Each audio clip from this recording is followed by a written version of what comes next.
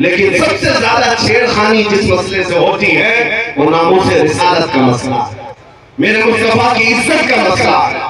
उसकी वजह यह है कि ये जालिम जानते हैं मुसलमान के लिए जान से भी बढ़कर के कोई चीज है तो नबी पाक की इज्जत का मसला है। और इस पर अगर मुसलमानों में ठंडी देखने को मिली, अगर मुसलमानों के दरमियान खामोशी देखने को मिली, तो दुनिया ये समझ जाती है कि अब ये कौम मुर्दा हो चुकी है, इनके अंदर अब जिंदगी बाकी नहीं रह गई, ये फिर हमारा चीर फाड़ और ऑपरेशन शुरू कर देते हैं। लेकिन आज भी मुझे ये एहसास है, मैं आपको एक मिसाल के जरिए से बताऊं। एक डॉक्टर जब ऑपरेशन थिएटर में किसी को ले जाता है, इंजेक्शन देता है, सुन होने का, बेहोशी का इंजेक्शन देता है, या गोली के जरिए से या दवा के जरिए से बेहोश करे। अब बंदा बेहोश हुआ है या नहीं कैसे पहचाना जाए? उसको चूंटी काट करके देखो, कैंची मार करके देखो, या उसका कान खींच करके देखो। अगर हरकत नहीं कर रहा है इसका मतलब है बेहोश हो गया। हमारा चूंटी काटना उसको पता नहीं चल पा रहा, हमारा उसे हिलाना पता नहीं चल पा रहा है, इसका मतलब है बेहोश हो गया। अब उसके बाद दूसरा प्रोग्राम शुरू होता है, काटो इसको, फाड़ो, छीनो, जो कुछ करना है करो, जब बेहोश हो। इसी तरह से इन जालिमों ने उम्मत मुस्तफा को बेहोश करने के लिए कई सालों से एक लांग चला रखा है। मुसलसल तुम्हें दुनियावी अय्याशियों में इस तरह मुब्तला कर रखा है कि हमारी कौम में सबसे ज्यादा नशे को तकसीम कर रखा है। हर जगह, हर मोहल्ला हमारा नशा से लबरेज है। हमारे नौजवानों में एडिक्शन, खास तौर पर कई खतरनाक किस्म के नशों में मुब्तला है। पूरे हिंदुस्तान की बात कर रहा हूं, तुम्हें नशा दे दे करके सुन किया जा रहा था, और इस नशा से अगर पागल नहीं हुआ, जो हेरोइन है, कोकेन है, अफीम है, चरस, गांजा, भंग, तो फिर दूसरा नशा इंटरनेट का दिया गया। इंटरनेट का एक नशा है जिसके जरिए से तुम्हारी हालत ऐसी है कि 5 मिनट मोबाइल को छोड़े नहीं रह सकते। सोशल साइट्स पर आज एक सर्वे के मुताबिक 24 घंटों में से कुछ लोग 18 घंटे इस्तेमाल करते हैं। इसका मतलब हुआ कि पूरा सोने के अलावा सारा काम तुम्हारा मोबाइल पे। ये नशा है और छूटने वाला नहीं है। जब ये नशा क्यों दिया गया कि तुम आरी हो जाओ, तुम सब के सब ऐसे बेहोश हो जाओ कि अब तुम्हें किसी बात का एहसास ना हो। अब ट्रायल का वक्त आया, 10 साल से नशा दिया जाने लगा। अब चेक करने का वक्त है कि देखा जाए कि बेहोश है या होश में। अब चेक करने का तरीका क्या है? चूंटी काट करके नहीं चेक करेंगे, बल्कि इस्लाम, कुरान और ज़ाते मुस्तफा की तौहीन करके चेक किया जाता है कि ये होश में है या बेहोश हो चुके हैं। अब ये सिलसिला शुरू किया गया। आप क्या समझते हैं? किसी एक कुत्ते को उठा करके भोंकने पर वो लाकर खड़ा करते हैं तो क्या उसके अकेले की ताकत होती है? ये कूफे में बैठे हुए भेड़ियों की इतनी ताकत नहीं होती है। हुकूमत की सपोर्ट के साथ बड़ी बड़ी लॉबियां इनके पीछे, एजेंसियां इनके पीछे एक गुस्ताखी करने के लिए खरीदे जाते हैं और लाकर खड़े किए जाते हैं, सिर्फ ये टेस्ट करने के लिए। करोड़ों मुसलमान हमारे दिए हुए नशे में मदहोश हो गए या अभी भी जिंदा हैं। अरबों को देखा, अरब सो गए। अरबों में अब कोई होश नहीं है। वहां कोई गुस्ताखी करे ना करे उन्हें कोई फर्क नहीं पड़ता। उनके पड़ोसी मुल्क फिलिस्तीन को खून में नहला दिया जाए उन्हें पता नहीं चलता। शाम तबाह हो जाए, यमन बर्बाद हो जाए, इराक टूट जाए, जल जाए, अरबों के कानों में जू तक नहीं रही थी। उनको ऐसा नशा दिया गया वो उठ नहीं पाते। लेकिन मैंने हिंदुस्तान और अपने बड़े ज़मीर के इलाकों को देखा। 10 साल से अगर से तुमने हमारी कौम को नशा दिया होगा, चाहे वो हेरोइन, कोकेन, अफीम, भंग, चरस के साथ, या फिर इंटरनेट की जमीन पर पोर्नोग्राफी और गंदी तस्वीरों के साथ इनको नशा में एडिक्ट किया होगा, लेकिन अब भी मुझे ये यकीन है कि हमारी कौम मुस्लिम हिंदुस्तान में पूरी मरी हुई नहीं है। उसकी वजह यह है जब कभी कोई कुत्ता कहीं से भौंकता है, हर मोहल्ले से आवाज आती है लब्बैक या रसूल अल्लाह। ये तुम्हारा लब्बैक का नारा लगाना इस बात की कि ये कौम अभी मुर्दा नहीं है, अभी जिंदा है। मुझे वो बात बार बार कहने पर फख्र होता है। मुंबई की सरजमीन से 2 साल कबल जब एक कुत्ता भौंक रहा था, हमने उससे कहा था हम दिल्ली आते हैं और आकर के तुम्हारे साथ मुकाबला करेंगे, कि हमारे जज्बात थे। लेकिन आपको मैं बताऊं, रमजान का मौसम है, लॉकडाउन चल रहा है और उस वक्त लोग बाहर आना जाना बहुत कम रखते थे। मैं उतर करके अपने ऑफिस से जा रहा हूँ, एक नौजवान मेरे पास आया, हिप्पी कट है, बालों में डिजाइन है, दाढ़ी में भी डिजाइन है, कई बालियां पहना, फटी जीन्स है, मुकम्मल एक आवारगी की शक्ल है। करीब आया, हाथ पकड़ लिया, कहा मुफ्ती साहब आपसे थोड़ी सी बात करनी है। मैंने कहा क्या बात है? कहा सुना है अभी अभी आप दिल्ली जाने की बात कर रहे हैं। मैं ऊपर से नीचे देखता रहा, कहा हाँ आपने सुना है तो सही सुना होगा। कहा मैंने सुना है कि कोई हुजूर सल्लल्लाहु अलैहि वसल्लम की शान ने गुस्ताखी किया है और उस कुत्ते को जवाब देने के लिए आप दिल्ली जा रहे हैं और आग में कूदने की बात कर रहे हैं। मैंने कहा हाँ, तुझे इससे क्या लेना देना है, तू क्यों इस बात को पूछ रहा है? वो नौजवान बज़ाहिर आवारा था, बज़ाहिर बदमाशों की शक्ल अपनाया था, लेकिन उसने मेरा हाथ पकड़ कर कहा आप नहीं जाएंगे जब तक मैं जिंदा हूं, पहले मुझे आग में कूदने दिया जाए। मेरी बारगाह मुस्तफा में मैंने यही अर्ज किया था, या रसूल अल्लाह आपकी उम्मत गुनहगार तो हो गई लेकिन गद्दार नहीं है।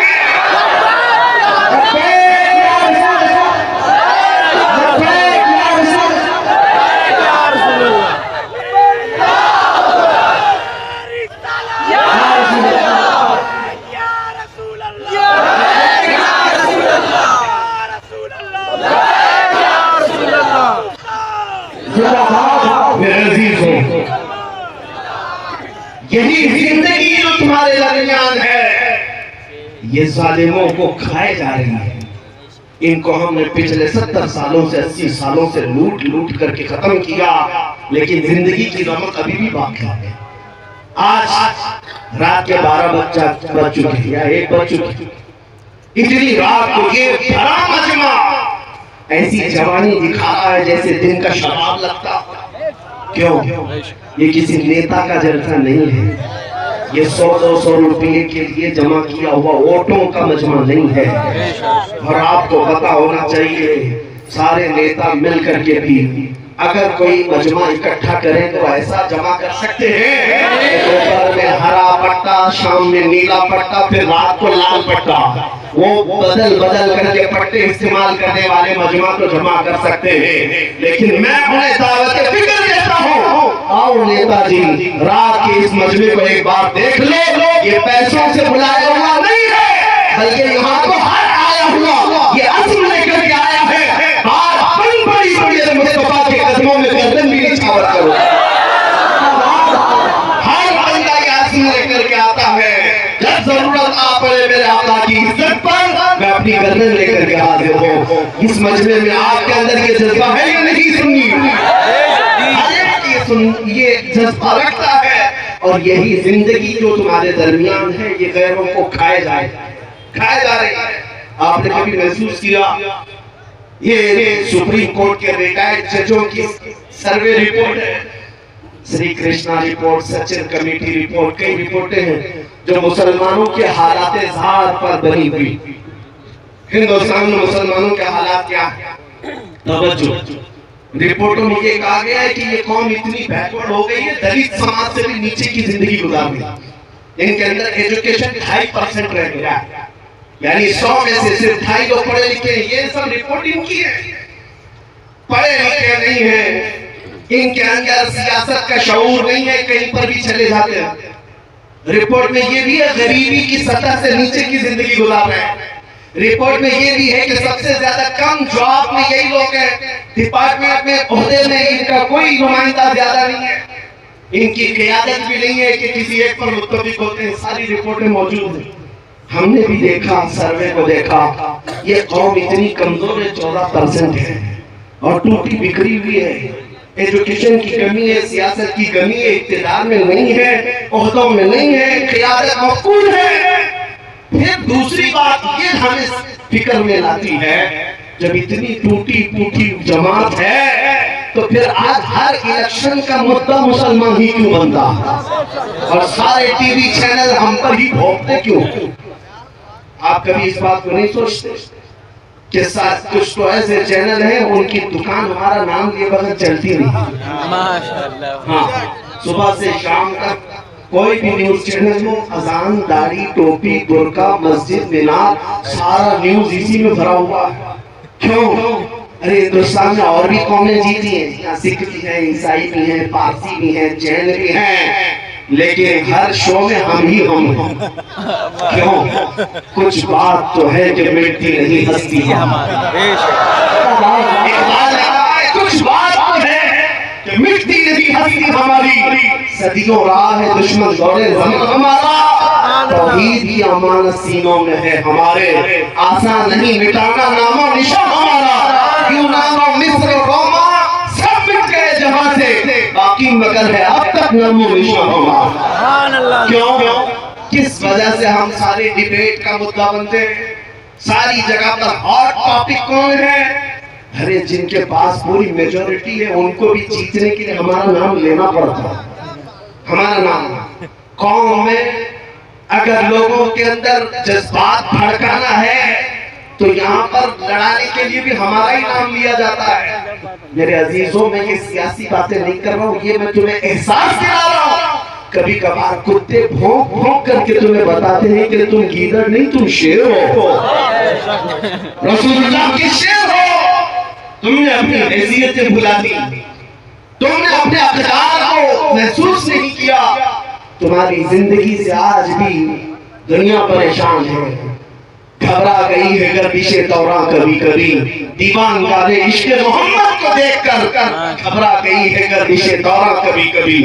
अज़ीज़ान गिरामी औकात, ये तुम्हारी जिंदगी की रमक दमक जो आज भी बाकी है, मैं महसूस करता हूँ सब कुछ लुट गया होगा, लेकिन सबसे बड़ी दौलत जो इश्क़ मुस्तफ़ा है वो आज भी तुम्हारे सीनों में मौजूद है। ये अगर है तुम्हारे पास तो दोबारा उठ खड़े होने में कोई दिक्कत नहीं है, हमारे जमा होने में कोई दिक्कत नहीं है।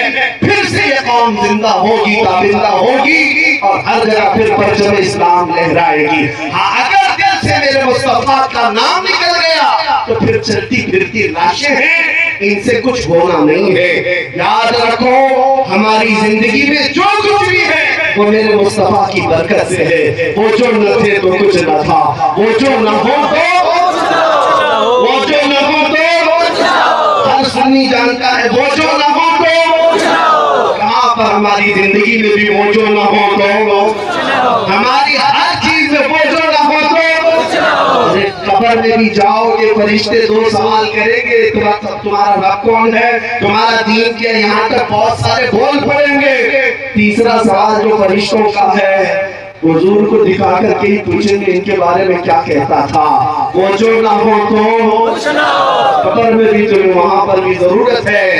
और वहीं आकर के मुनाफिक फंस जाता है, उनको छोड़ा तो फिर तुम्हारी कब्र में भी खैरियत नहीं है।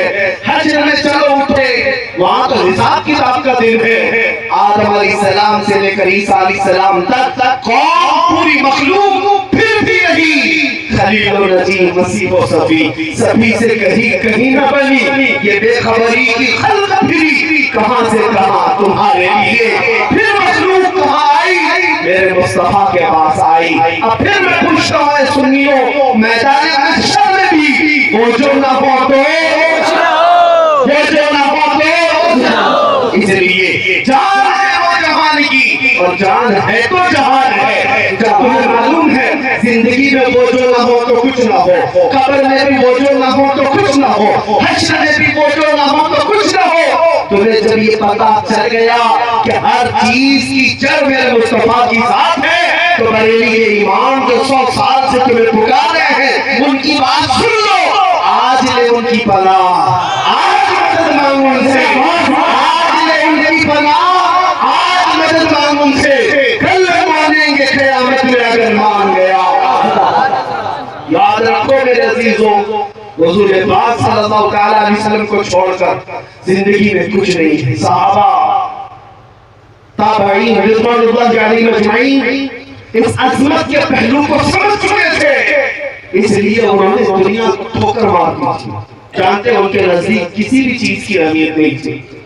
आज ये बातें मैं आपको एहसास दिलाता हूँ। जब कभी जरूरत तुम्हारी जिंदगी में आए, मैं हर नौजवान को बेदार करना चाहूंगा इस बात को लेकर, सारे मसले सारे मुद्दे एक जगह रख देना। मेरे मुस्तफा के नाम की इज्जत अलग है, ये मुकाम ही अलग है। और अगर तुमने फिक्र किया तो अल्लाह ताला तुम्हारे सारे मसाइल को यूं ही हल फरमाएगा। सारे मसाइल यूं ही हल हो जाएंगे।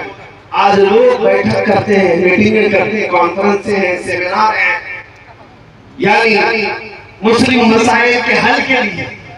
कितने मसाइल के हल के लिए हम सर जोड़ कर बैठते हैं, लेकिन मेरे अजीजों एक मसले पर आप मुत्तफिक हो जाओ, सारे मसाइल का हल अल्लाह मुसब्बिबुल असबाब पैदा करेगा। तो एक मसले पर मुत्तफिक होना किस बात पर है कि मोहम्मद से वफात होना, कि मोहम्मद से वफात होने। तो हम दे रहे हैं ये जहां चीज है क्या,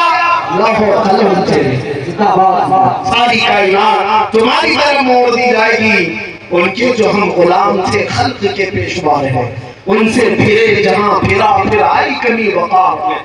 सहाबा की बात में बताऊं, एक सहाबिया मैं जंग के मैदान में जाने से पहले अपने 1.5 साल बच्चे को लेकर आता, हुजूर की बारगाह में अर्ज करती है, सारे मुजाहिदीन आपके साथ जा रहे हैं, मेरा ये बच्चा भी आप कबूल फरमाइए। 1.5 साल का बच्चा जंग में क्या करेगा? उस खातून के जज्बात को कदर से देखो, हजारों सलाम उनकी इज्जत पर। वो खातून कहती है, या रसूल अल्लाह, इस बच्चे के अलावा मेरे घर में कोई नहीं, मेरा शौहर शहीद हो चुका, मेरे घर में और कोई नहीं। जब हर माँ अपने जवान को आपके साथ भेज रही है, मैं अपने बच्चे को घर में रखकर क्या करूंगा? 1.5 साल का बच्चा लाई, लेकिन क्या करना, क्या ये जंग करेगा? खातून कहती है, मैं जानती हूँ ये तीरों तलवार को नहीं चला सकता, लेकिन आप अपने मुजाहिदीन सहाबा के हाथों में दे दें इसे, जब दुश्मनों की तरफ से तीर चलेंगे मेरा बच्चा ढाल के काम तो आ सकता है, मेरा बच्चा ढाल के काम आ सकता है। उनके जज्बात को लाखों सलाम, जिन्होंने मेरे मुस्तफा के लिए अपना सब कुछ कुर्बान किया है।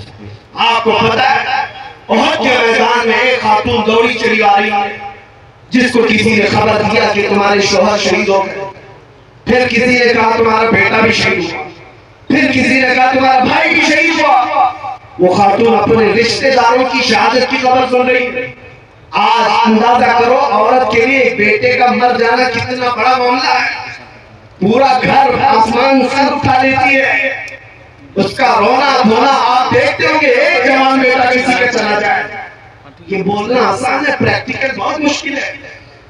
एक खातून को जब ये कहा जा रहा है कि तेरा बेटा शहीद हुआ, तेरा भाई शहीद हुआ, तेरा शौहर शहीद हुआ, वो खातून का जवाब सुने, आने वाले से पूछती है, सारे लोग मेरे रिश्तों के इंतकाल की खबर दे रहे हो, जरा ये तो बताओ आमिना का लाल सलामत है या नहीं, मुस्तफा करीम सलामत है या नहीं? आने वाले ने कहा, ऐ खातून अल्लाह के रसूल सलामत है। वो खातून अपना आंचल निकालती और कहती है, कुल्लु मुसीबतिन बादअ या रसूल अल्लाह, ऐ अल्लाह के रसूल अगर आप सलामत हैं तो हर मुसीबत आसान है, हर मुसीबत छोटी है। ये सहाबा का जज्बा था, उन्होंने ज़ात मुस्तफा और नाम मुस्तफा के एहतराम में अपना सब कुछ लुटाया। आपको पता है उन्होंने न अपने माल की तरफ देखा है, न अपने औलाद की तरफ, न अपने घर बार की तरफ। हालांकि ऐसा नहीं है कि आपको ये कहा जाए कि तुम अपने घर बार सब छोड़ दो, तुम्हारे घर बार की फिक्र तुम्हारे लिए जरूरी है, लेकिन जब मेरे मुस्तफा करीम की जात का मामला है और फिर पूरी दुनिया एक तरफ हो, उस वक्त तुम्हारा इम्तिहान है, तुम किसका इंतखाब करते हो, तुम किसका इंतखाब करते हो।